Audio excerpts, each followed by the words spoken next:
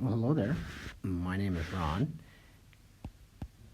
and I am excited for you to be joining us at the Bell Experience.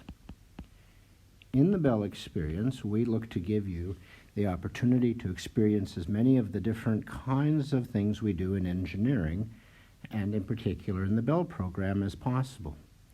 We like to take our world and break it up into the technical, the design, and the professional worlds of engineering. I often like to think of these as the three legs of a stool, and without any one of the three legs, the stool falls over. When you come to the Bell Experience, we will be focusing in on all three, but this video is more about the technical part of the experience. And we're going to spend a good amount of time using a principle from fluid mechanics. Actually, we're going to use a couple of principles from fluid mechanics. And the principle has to do with, if you have a tank of water or a tank of any fluid, which happens a lot in engineering, and you need that tank to empty, how long does it take for the tank to empty? Now, the answer to that question is not a simple answer, because as the level of the tank gets lower and lower, the velocity of the fluid coming out of the tank gets less and less. So in physics, you learned how to use the kinematic equations, and it was pretty easy to come up with one answer. In fluids, the kinematic equations don't work. The solution here is much more like a differential equation. It actually is a differential equation. But we're going to take more of a finite element analysis approach.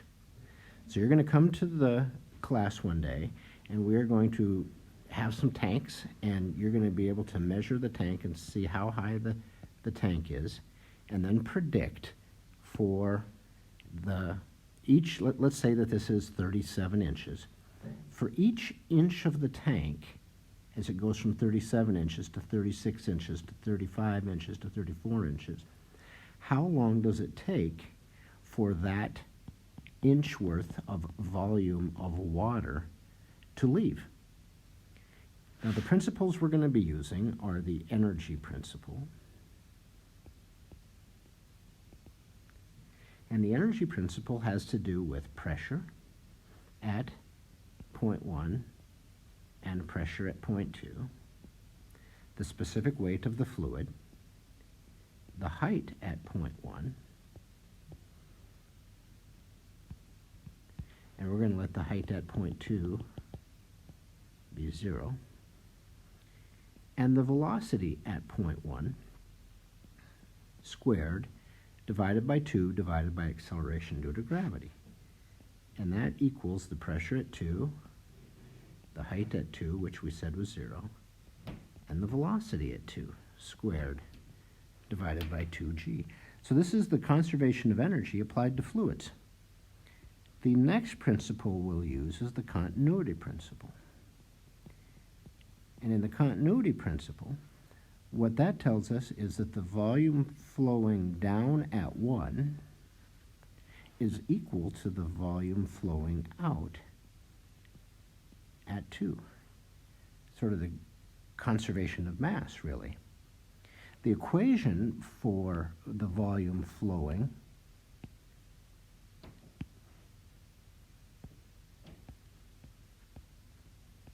is the area times the velocity. And that's true whether we're at point 1 or at point 2.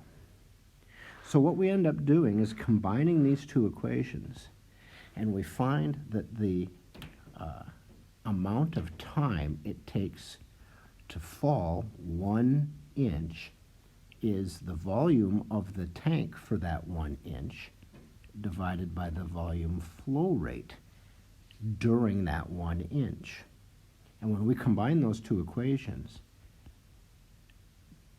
this volume we can measure, but the volume flow rate is going to be the square root of the height times 2 times g over 1 over area at point 2 squared minus 1 over area at point 1 squared.